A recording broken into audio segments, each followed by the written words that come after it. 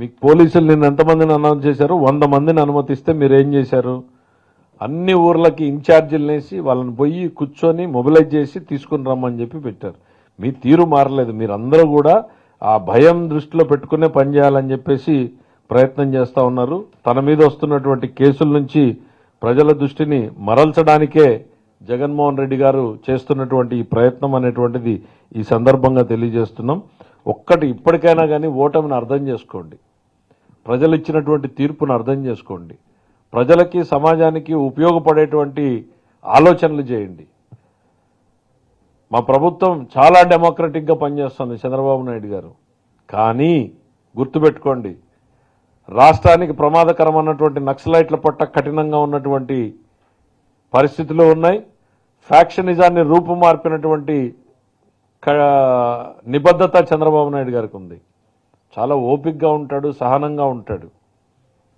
కానీ అరాచకాన్ని, విధ్వంసాన్ని మాత్రం టాలరేట్ చేసే పరిస్థితి ఉండదు.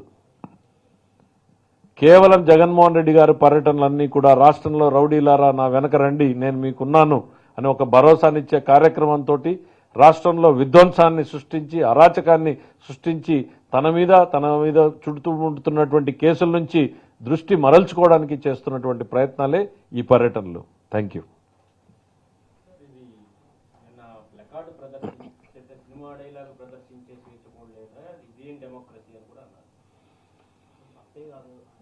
అదే చెప్తున్నా. ఆయన ఇంకా సంతోషం అంటే మేము చెప్పేది ఏంటంటే, సినిమాల్లో చాలా మంచివి ఉన్నాయి. రాముడి దగ్గర నుంచి ఉన్నటువంటి చరిత్రలు ఉన్నాయి. మరి నేషనల్ లెవెల్లో ఉన్నటువంటి మోడీ గారు ఏం కొటేషన్స్ చెప్తాడు, జగన్మోహన్ రెడ్డి గారు ఫాలోయర్లు ఏం కొటేషన్స్ చెప్తున్నారు. అవి సినిమా డైలాగులే, ఇవి సినిమా డైలాగులే. మన మనస్తత్వాన్ని ఎక్స్పోజ్ చేస్తున్నాయి. రప్ప నరికేస్తామంటే ఎవరిని నరికేస్తారు? సంతోషమే అంటాడు. ఒక మాజీ ముఖ్యమంత్రి పదవి తప్పు, అది ఎవరో కుర్రాడు ఏమైనా పట్టుకున్నాడేమో, అట్లాంటిది నేను యాక్సెప్ట్ చెయ్యను అని చెప్పాల్సింది పోయి సంతోషమే అనంటే ఇంకా 10 మంది పట్టుకోండి, ఇంకా 10 మంది పెడుదారి పట్టండి. అధికారంలో ఉన్నప్పుడు గంజాయిని ఎంకరేజ్ చేశారు, గంజాయి బ్యాచ్లను ఎంకరేజ్ చేశారు, క్రైమ్ కంట్రోల్ లేకుండా పోయింది, పోలీసు వ్యవస్థని దుర్వినియోగం చేశారు.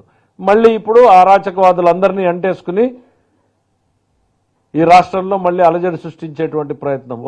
రాష్ట్ర అభివృద్ధి మీద ఒక కుట్ర జరుగుతోంది. వైఎస్ఆర్సీపీ ఆలోచనలు, జగన్మోహన్ రెడ్డి గారి ఆలోచనలు, ఈ రాష్ట్రం ప్రశాంతంగా ఉండకూడదు, పెట్టుబడులు రాకూడదు అనేటువంటి ఒక దుర్మార్గమైనటువంటి ఆలోచనతో చేస్తున్నటువంటి కుట్ర ఇది.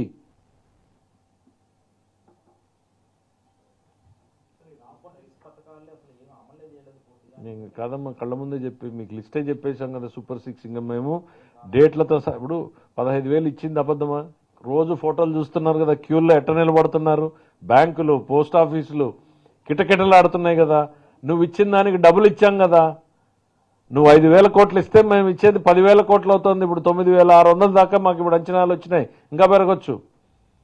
నీకు డబ్బులు ఇచ్చినట్టే కదా సంక్షేమం పథకంలోను. పెన్షన్లు కూడా నువ్వు ఇచ్చిన దానికి డబ్బులు ఇచ్చినట్టే అయిపోయింది కదా. మేము ఏది తీసుకున్నా కూడా నీకన్నా రెట్టింపే చేస్తున్నాం, మీకన్నా ఎక్కువే చేస్తున్నాం సంక్షేమంలో. నీలాగా 5 కోట్లు ఇచ్చి 10 కోట్ల అడ్వర్టైజ్మెంట్ మేము వేసుకోవడంలా. 1,000 కోట్లు ఖర్చు పెట్టినా చాలా మా డ్యూటీ అన్నట్టుగా పేదల సేవలో, మత్స్యకారుల సేవలో అని ఇంటింటికి కాలినడకన పోయి చేస్తున్నాం తప్ప పేపర్లో అడ్వర్టైజ్మెంట్లు వేసుకుని ప్రచారం చేసుకోవడం లేదు. అదే ప్రచారం తక్కువ చేసుకుంటున్నాం మేము. మా డ్యూటీ మేము చేస్తున్నాం, ప్రజల కోసం మేము పనిచేస్తున్నాం అన్నట్టు పోతున్నాం.